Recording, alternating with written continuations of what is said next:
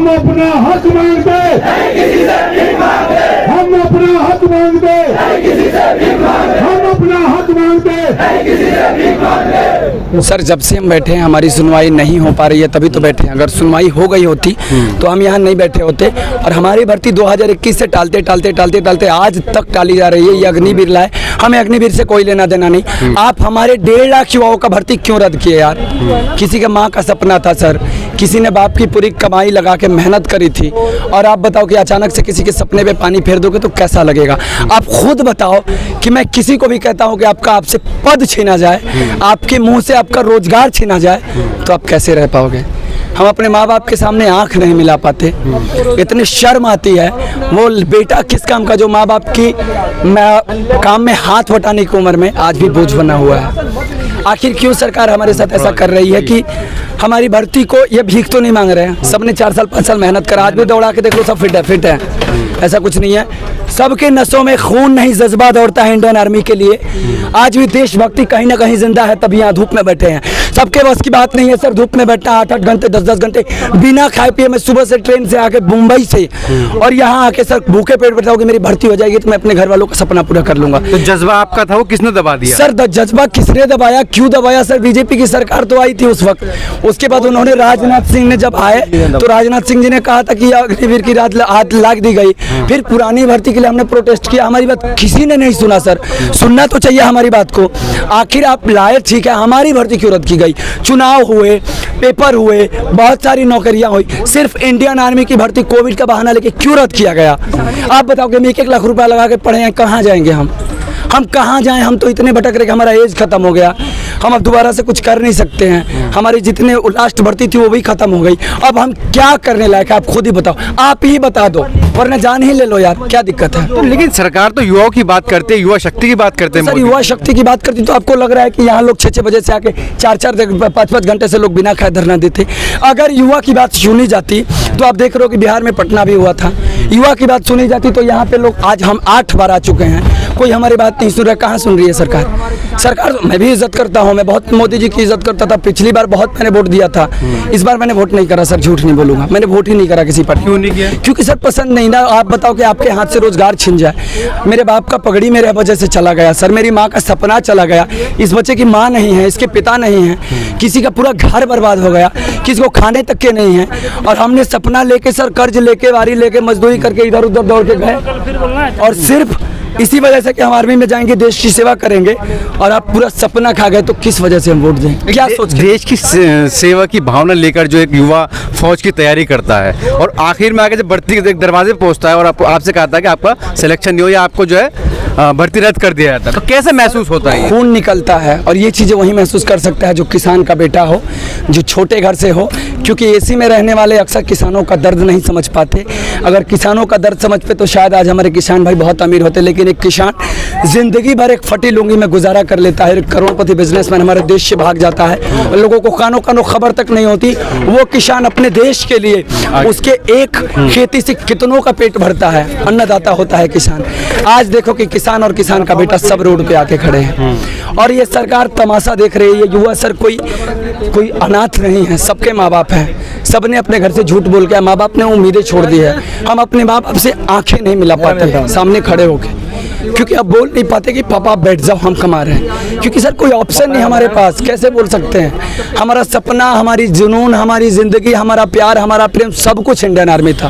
तिरंगा से प्रेम था सर हमें। आप मुझे फ्री में ले चलो, मैं देश की सेवा करने के लिए तैयार हूँ। मुझे बॉर्डर पर से लिया, मुझे बॉर्डर पे भेज दो, मुझे तिरंगा दे दो, आर्मी की वर्दी दे दो, माँ बाप के लिए बस देख लेना, मुझे पेमेंट दीजिए, मैं फ्री ऑफ कॉस्ट देश की सेवा करूँगा।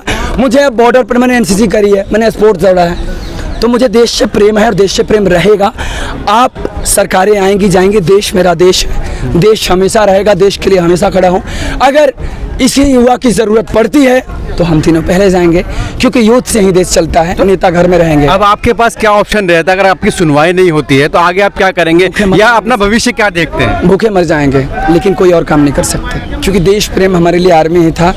बाकी अगर कोई नौकरी करनी होती, कुछ और करना होता तो बहुत सारे जरिए थे, लेकिन इंडियन आर्मी एक देशभक्ति का बहुत ही सुंदर जरिया है। और हमारे लिए हमारे माता पिता, गुरु, भगवान जो भी सिखाए हैं वो देश प्रेम पहले सिखाए हैं, तो हमारे लिए वही हैं। हम बिना खाए पिए यहीं अनशन पे मर जाएंगे, लेकिन चाहिए तो आर्मी का वर्दी। आपसे विनम्र निवेदन है, हाथ जोड़ के निवेदन है भैया कि हमारी बात को ऊपर तक पहुंचा।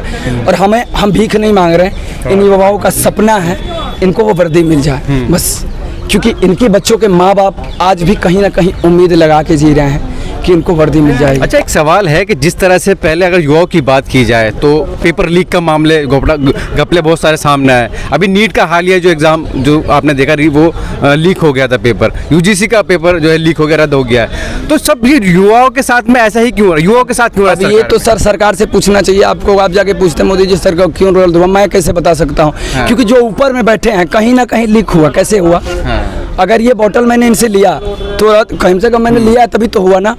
तो आप सोचो कि जब तक हम कोई चीज़ आउट नहीं करेंगे तो बाहर कैसे आएगी? अच्छा, सरकार की तरफ से कोई जो है जिम्मेदाराना कोई जवाब या कोई कार्रवाई नहीं होती? आप कहो ना उनकी कार्रवाई करें, वो जांच कराएं, पता चल जाएगी। दूध का दूध पानी का पानी हो जाएगा।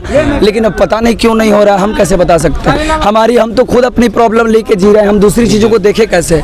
हमारी तो खुद ही प्रॉब्लम झेल रहे हैं आज तक। इस बंदे के सब कुछ खत्म हो गया है, आर्मी के सपने में, पूछो इसका दर्द। जी, आप क्या कहने? जी, मैं यही कहना चाहूँगा मोदी जी से। मेरा एक ही क्वेश्चन है कि मोदी जी बस एक चीज़ करें। मान लीजिए कि हमारा भर्ती रद्द कर दिए, मुझे कोई प्रॉब्लम नहीं है। यदि प्रॉब्लम होती तो बहुत कुछ करते। मोदी जी मेरी बात सुन करके, और मैं आपसे रिक्वेस्ट कर रहा हूँ कि आप तो अभी सत्ता में बैठे हैं, इसको रद्द कर दीजिए। आप भी एकदम जो चाहिए 400 पार तो हुई नहीं। आप इस इलेक्शन को रद्द कर दीजिए, आप पीएम मत बनिए और फिर से बोलिए फिर से चुनाव हो, और चुनाव हो करके फिर से सत्ता में बैठ जाइएगा। हम लोग भी इसका मांग करना छोड़ देंगे। तो युवाओं के साथ ही क्यों खिलवाड़ किया जा रहा है? युवाओं के साथ इसलिए खिलवाड़ करते हैं कि उनको तो जुमला दिखाना है, ये करेंगे वो करेंगे, वो करके दिखाना है, और युवाओं के साथ शोषण करना है। उनको पता है कि युवा जिस दिन आएंगे युवा ही देश चला सकते हैं। तो युवा के साथ गलत नहीं करेंगे तो फिर कोई फायदा होगा नहीं मोदी जी को। तो इसलिए युवाओं के साथ वो खिलवाड़ कर रहे हैं। अच्छा, एक सवाल ये युवाओं से जुड़ा हुआ है, जैसे बेरोजगारी को कहेंगे 45 साल में बहुत हाई लेवल पहुंच गई है। अभी आपकी भर्ती का मामला जो है वो फंसा हुआ है, क्लियर होगा नहीं होगा, तो अपना भविष्य कैसे देखते हैं युवा के तौर पे? हम भविष्य यही देखते हैं, मोदी जी यही चाहते हैं, उनके हाथों से मेरा आत्मदाह होगा। मैं एकदम 100% कहता हूँ, उनको आत्मदाह करना पड़ेगा। ये संकल्प मेरा है, मैं लेके रहूँगा। उनको मेरा प्राण लेना पड़ेगा और मैं दूंगा। बहुत दुखी हैं आप? हाँ, बहुत दुखी हैं। हमको उनके ही प्रति, उनको मेरा जान लेना होगा, और नहीं तो ये आर्मी की वर्दी देना होगा, और नहीं तो वो मेरा जान ले लें। यही कर सकते हैं, दूसरा कोई काम नहीं कर सकते। जालियावाला बाग बनवा सकते हैं, कोई दिक्कत नहीं है। वो जालियावाला बाग फिर से दोबारा यहाँ से स्टार्ट करा दे, कोई दिक्कत नहीं है। लेकिन आप नाउम्मीद हैं उनसे? हाँ, एकदम बहुत नाउम्मीद है। बिल्कुल भी उम्मीद एकदम 1% उम्मीद नहीं है। बस हमको यही उम्मीद हो जाएगी और उसी दिन से मेरा प्राण जग जाएगा, हमारी वर्दी दिलवा दे, ताकि हमको ये एहसास हो जाएगा, हम इतना समझ जाएंगे मोदी जी के बारे में कि वो यदि उनसे गलती सबसे होती है, मानता हूँ उनसे गलती हुई है, उनको नहीं पता है, लेकिन आज मेरा ये इंटरव्यू आप ले रहे हैं, आप उन तक मेरी आवाज़ पहुँचा रहे हैं, तो उनको ये पता चले और वो समझें कि एक गरीब का मैं नहीं सुन पाया, नहीं समझ पाया, तो अब से भी मैं इस गरीब का काम कर सकता हूँ। तो इसलिए मोदी जी मेरा काम आपको लगता है कि मोदी जी तक आपकी बात नहीं पहुँची, उन्होंने आपकी उनकी नॉलेज में नहीं, मीडिया वालों ने नहीं पहुँचाया। मैं ओपन कह रहा हूँ, मीडिया वालों ने मेरी बात नहीं पहुँचाई। सर, मीडिया वालों ने बात नहीं पहुंचाई। मैं बहुत दिनों से अनशन पे बैठा हूं, मेरी बात मोदी जी तक पहुंची नहीं। लेकिन आप लोग तो राजनाथ जी से मिले हैं ना, उन्होंने तो बात, राजनाथ जी तो उनसे क्या बोले, उनका नाम लेने में मुझे शर्म लगता है। मुझे शर्म लगता है राजनाथ सिंह का नाम लेने में, क्योंकि वो तो डायरेक्ट बोले थे कि आपकी भर्ती कुछ भी हो जाए, आपकी भर्ती क्लियर करा के ही रहेंगे हम लोग। लेकिन अब वो जिस जगह पे बैठे हैं, सर माफी चाहते हैं, यदि आप में अभी भी इंसानियत है तो छोड़ दीजिए, वो सीट आपके लायक नहीं है। मैं आपसे दावा कर रहा हूँ आपके लायक नहीं है, और नहीं तो आपका बल है। लेकिन आपकी सत्ता है। एक बात ये है, कहीं शेयर लेने की बात आती है तो मोदी जी या उनके नेता जो है सेना के नाम पर जो शेयर लेते हैं, लेकिन जब भर्ती की बात आती है तो सुनवाई नहीं होती आपकी। ऐसा ना देखिए, मोदी जी बोले थे कि ये अग्निवीर लागू हो गई, और राजनाथ सिंह से पूछा गया था कि अग्निवीर में क्या बेनिफिट है, तो उनको खुद ही नहीं पता था। ये लोग क्या करते हैं आपस में, इन लोगों को खुद ही नहीं पता होता है, कब कोई क्या कर देगा ये किसी को पता नहीं है। बीजेपी वालों को भी मैं कह रहा हूँ स्पेशल, मुझे राजनीति से कोई मतलब नहीं है, मैं किसी का पक्ष नहीं लेता हूँ, लेकिन मेरा जो मेरे साथ शोषण हुआ है इसलिए मुझे पता है, और इतना मैं बोल रहा हूँ ना, शायद उनको पता चल जाए कि ये बहुत ज़्यादा बोल रहा है तो मुझे जेल भी हो जाएगा। अच्छा, हाँ, ये जेल हो जाएगा, पता है मुझे, और एकदम पक्का 100% मैं दावा कर रहा हूँ। मोदी जी जिस दिन लग जाएगा कि ये मेरे बारे में खिलाफ आ रहा है, तो मैं ट्रोल किया जाऊंगा और मुझे पकड़ के जेल में डाल दिया जाएगा। अब किससे उम्मीद नजर आती है आपको? हमको किसी से उम्मीद नहीं है। मैं फिर से कह रहा हूँ मोदी जी, मेरा जान लेना पड़ेगा आपको, नहीं तो मेरी वर्दी, बस वर्दी नहीं, प्राण लास्ट, दो। या तो मेरी वर्दी या तो मेरा प्राण, और ओनली वन आर्मी। क्योंकि वो खिलवाड़ नहीं तो था, उसके मोदी लिए जी आप 7 साल, जान 8 ले। साल से मेहनत करके जी रहे बहुत हैं। परेशान है। वो खिलवाड़ नहीं था सर, वो हमारे इमोशन से जुड़ा हुआ है, तो उसको आप रोजगार नहीं बोल सकते हैं। या तो आप हमारी प्राण ले लो या हमें वर्दी दे दो। हम भीख नहीं मांग रहे हैं, उस काबिल हैं तब बोल रहे हैं गरज के कि हमें चाहिए। उस काबिल नहीं होते तो नहीं कहते। 6-6 बार निकाले हैं, तब ये बच्चे खाना खाए बिना आके 4-4 दिन से बैठे हुए। आपको तमाशा लग रहा है? कहाँ से आए आप? हम बिहार बक्सर से, हम मुंबई रहते हैं। मुंबई से जनरल डब्बा में बैठ के और आए हैं। कैसे मेहनत की आपने, कैसे तैयारी की इसकी? मैंने तैयारी तो सर, मेरे दोस्त बताया कि आज अनशन है, मैंने बोला ठीक है चलो, इससे पहले भी हमने आपने तैयारी की जी? मैं 9th में जब था तो मेरे बड़े पापा के एक बेटे हैं, वो फौज में हैं। मैं उनसे इंस्पायर हुआ था। मेरे गुरु मिल्खा सिंह हैं, मैं बहुत ज़्यादा इज्जत करता हूँ, आज वो नहीं है। उन्होंने कहा था किसी इंटरव्यू में कि मेरा सपना है कि एक बच्चा जाके ऑस्ट्रेलिया से जो शील्ड मेरा गिर गया था वो लेके आए, वो लाने की तैयारी में था मैं। मेरा सारा सपना तोड़ दिया गया, मुझे पैरा कमांडो में जाना था, मेरा वो सपना टूट गया। मैंने 17 साल की उम्र में एनसीसी कंप्लीट कर ली। रनिंग की इतना जुनून था कि 200 मीटर नेशनल यूथ ट्रेडिशनल से एसोसिएशन से मैंने 200 मीटर का सेकंड रनर हूँ मैं। उसके बाद मैंने 3 बार रनिंग निकाला, एक बार मेडिकल में छटा, एक बार रिटेन में छटा, एक बार कागज में छट गया। चौथी बार जब सब क्लियर होती है तो ये भर्ती रद्द कर देते हैं। फिर आप बताओ कि उस यूथ पे क्या बीतेगी और वो सरकार के बारे में क्या बोल सकता है। बस आखिरी सवाल ये कि आपको लगता है कि जो आप जैसे युवा के जो सपने थे, उस सपनों को जो सरकार ने चकनाचूर कर दिया? सर चकनाचूर तो कहीं ना कहीं किया। अगर नहीं किया होते तो 1.5 लाख युवा आज रोड पे बैठ के तमाशा नहीं करते बिना खाए पिए, और इतने कड़े धूप में सर। खिलवाड़ तो 1.5 लाख के साथ उनका परिवार भी जुड़ा हुआ है सर। 1.5 लाख के साथ परिवार, रिश्ता, रिलेशन, आप रिजल्ट भी चुनाव का देख ही चुके हैं। हम बहुत इज्जत करते हैं, हमें किसी पार्टी से लेना देना नहीं। मैं खुद पिछली बार वोट बीजेपी को दिया था, इस बार मैंने वोट नहीं दिया क्योंकि हमारी उम्मीदें खत्म हो चुकी है। तो आप बताओ कि आपको अगर एक बार कीड़े ने काटा है तो दोबारा आप कैसे उस बिल में जाके हाथ डाल सकते हो। तो अभी अगर राजनीति की बात करें, विपक्ष से उम्मीद नजर आती है आपको? सर विपक्ष से उम्मीद आती है नहीं आती है तो हमें नहीं पता, लेकिन इतना ज़रूर पता है कि विपक्ष शायद हमारी बातों को उठा सकती है तो उठाए।